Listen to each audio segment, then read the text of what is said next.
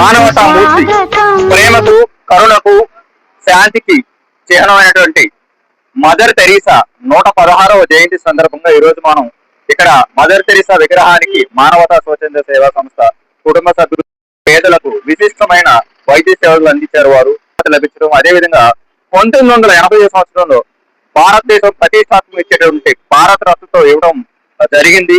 So మానవతా మూర్తి mother Teresa స్ఫూర్తితో ప్రజలందరూ పరస్పర ప్రేమను తెలుపుకుంటూ శాంతి సమాజ నిర్మాణ ధ్యేయంగా కృషి చేయాలని, ఆ దిశగా మానవతావాదులందరూ ఏకమై సో శాంతి సమాజ నిర్మాణానికి కృషి జరగాలని కోరుకుంటున్నాం. ఆగస్టు 26వ తారీఖు మనందరికీ ఎంతో ఇష్టమైన మదర్ తెరీసా గారి బర్త్డే.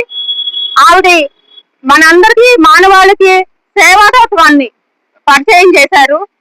ఎంతో త్యాగంతో చాలా ఆలోచించి ఆవిడ 1929వ సంవత్సరంలో భారతదేశానికి వచ్చారు. పుట్టింది సౌత్ మాసిడోనియాలో అయినా కూడా భారతదేశంలో కోల్కతాలో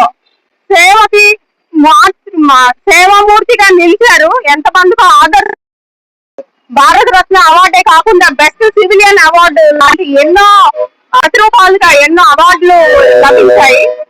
ఆ మాతృమూర్తి ఆవిడ దేశంలో ప్రజలందరికీ ఆవిడ చూపించిన విధానం మన అందరికీ మార్గదర్శకం. కాబట్టి మదర్ తెరీసా గారి విగ్రహానికి ఆవిడ బర్త్డే రోజు మనం ఆవిడని స్మరించుకోవటం, ఆవిడకి కొంచెం గార్లాండ్ చేసి ఆవిడ మంచి ఆశయాలని మనం కొనసాగిద్దాం. మానవతా సంస్థ మదర్ తెరీసా గారి అడుగు జాడల్లో నడుస్తున్న రోజు మానవతా సంస్థ వాళ్ళు ఈ మదర్ తెరీసా బర్త్డే సందర్భంగా గార్లాండ్ చేయడం అనేది చాలా సంతోషకర విషయం, కూడా అభినందించవలసిన విషయము.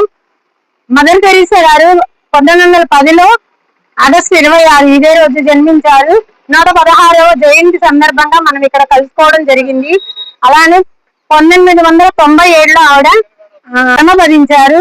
కానీ ఇప్పటికీ మనం ఆవిడ జయంతిని చేసుకోవడం అనేది అది అందరి బాధ్యతగా కూడా సమాజ బాధ్యత అని నేను అనుకుంటున్నాను.